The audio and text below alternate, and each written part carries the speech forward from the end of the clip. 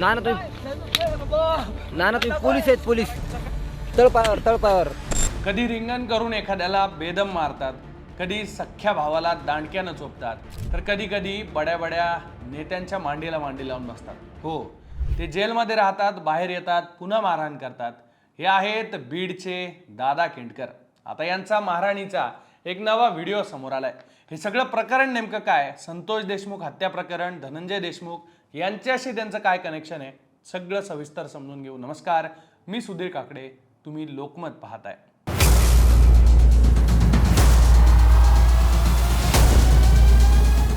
मस्साजोग गावचे सरपंच संतोष देशमुख यांची जेव्हा हत्या झाली, त्याचे फोटो व्हिडिओ समोर आले, घटनाक्रम समोर आला, तेव्हा महाराष्ट्र हळहळला. बीडच्या गुन्हेगारीचं, पोलिसांच्या निष्क्रियतेच्या अनेक कहाण्या समोर आल्या. लोकांमध्ये चीड निर्माण झाली. त्या घटनेला आता जवळपास 1.5 वर्ष उलटून गेलेलं आहे. पण आता ज्या गोष्टी समोर येत आहेत त्यातून एक वेगळा अँगल सुद्धा समोर येताना दिसतोय.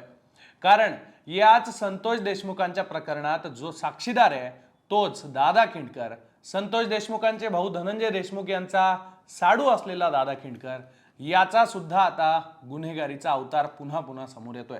याच दादा खिंडकरनं बीडच्या पंचायत समिती ऑफिसमध्ये घुसून आपल्याच भावाला कशी मारहाण केली आहे पहा. समाधान बाबूराव खिंडकर. हो, हे काय मॅडम मारहाण चालू झाली. चालू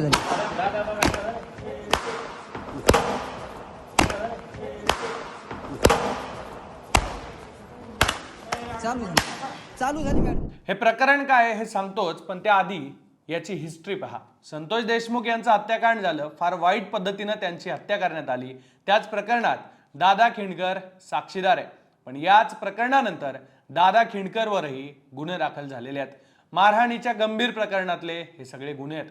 एका तरुणाला गोल रिंगण करून मारहाण केल्याचा एक व्हिडिओ मागच्या काही दिवसांपूर्वी सोशल मीडियावर व्हायरल झाला आणि त्यानंतर दादा खिंडकर आणि त्याच्या साथीदारांवर गुन्हा दाखल झालाय. त्या प्रकरणात दादा खिंडकरला जेलमध्ये राहावं लागलं, बीडमध्ये. नंतर हर्सुल कारागृहात सुद्धा ठेवण्यात आलं आणि जवळपास 14 महिने कारागृहात काढल्यानंतर तो जामिनावर बाहेर आला.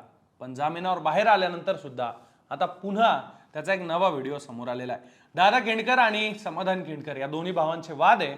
याआधीही हे वाद समोर आलेत, पण आता 10 जूनला पुन्हा एकदा राडा झालेला आहे. 5 वाजेच्या सुमारास दादा खिंडकर आणि समाधान खिंडकर हे पंचायत समिती कार्यालयात बीडच्या आमने सामने आले.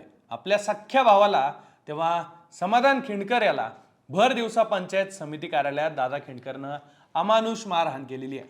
या मारहाणीच्या घटनेचा व्हिडिओ सुद्धा समोर आलेला आहे आणि त्यानंतर हे प्रकरण आता तापताना दिसतंय. समाधान बाबूराव खिंडकर. हो, हे काय मॅडम मारहाण चालू झाली. या प्रकरणात समाधान खिंडकरने शिवाजीनगर पोलीस ठाण्यात तक्रार दाखल केलेली आहे आणि आता पुन्हा दादा खिंडकर विरोधात मारहाणीचा गुन्हा दाखल झालेला आहे. त्यामुळे आता या प्रकरणात पोलीस नेमकी कोणती कारवाई करणार याच्याकडे सगळ्यांचं लक्ष लागलेलं आहे. विशेष म्हणजे ज्या पंचायत समिती कार्यालयात दररोज शेकडो नागरिक येतात, लोकांचे कामं जिथून होतात, वरिष्ठ अधिकारी असतात, पोलिसांचीही काही वेळा ये-जा असते, त्याच सरकारी कार्यालयात ही गुंडागर्दीची घटना घडलेली आहे. त्यामुळे सार्वजनिक ठिकाणी कायद्याचा धाक उरलेला आहे की नाही असा प्रश्न सुद्धा उपस्थित केला जातोय. आता दादा खिंडकरचे पॉलिटिकल कनेक्शन सुद्धा महत्वाचे आहे, कारण तो बेलवाडी बाबुळवाडी ग्रुप ग्रामपंचायतीच्या सरपंच असलेल्या अश्विनी खिंडकर यांचा पती आहे. तसंच संतोष देशमुख हत्या प्रकरणातला साक्षीदार म्हणून सुद्धा तो चर्चेत राहिलेला आहे. संतोष देशमुख यांचे भाऊ धनंजय देशमुख यांचा तो साडू आहे. त्यामुळे या हत्या प्रकरणात साक्षीदार असल्यानं, पत्नी सरपंच असल्यानं त्याची मोठमोठ्या नेत्यांसोबत सुद्धा उठबस आहे. असे अनेक फोटो तुम्हाला पाहायला मिळतील.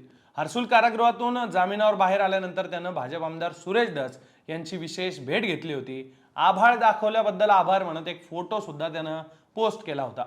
दादा खिंडकर आणि समाधान खिंडकर या दोन्ही भावांमध्ये बऱ्याच दिवसांपासून वाद आहेत आणि त्यातूनच या घटना घडत असल्याचं दिसतंय. कारण काही आठवड्यांआधीच धनंजय देशमुख आणि दादा खिंडकर हे एका हॉटेलवर जेवायला थांबले, तेव्हा तिथं सुद्धा समाधान खिंडकर समोर आल्यानंतर काही गोष्टी घडल्या. प्रकरण पोलीस स्टेशन पर्यंत गेलं.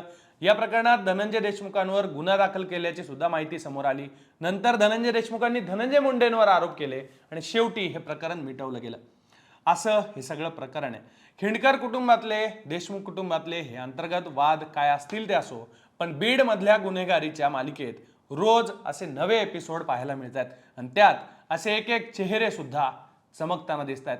त्यातच आता संतोष देशमुख प्रकरणातला साक्षीदार असलेला, धनंजय देशमुख यांचा साडू असलेला दादा खिंडकर याचा चेहरा आता समोर आलेला आहे. त्यामुळे पोलीस काय कारवाई करतात ते पाहणं महत्त्वाचं असणार आहे. या प्रकरणाबद्दलच्या तुमच्या प्रतिक्रिया तुम्ही कमेंट बॉक्समध्ये नक्की लिहा आणि अशाच घडामोडी जाणून घेण्यासाठी तुम्ही लोकमत पाहत राहा.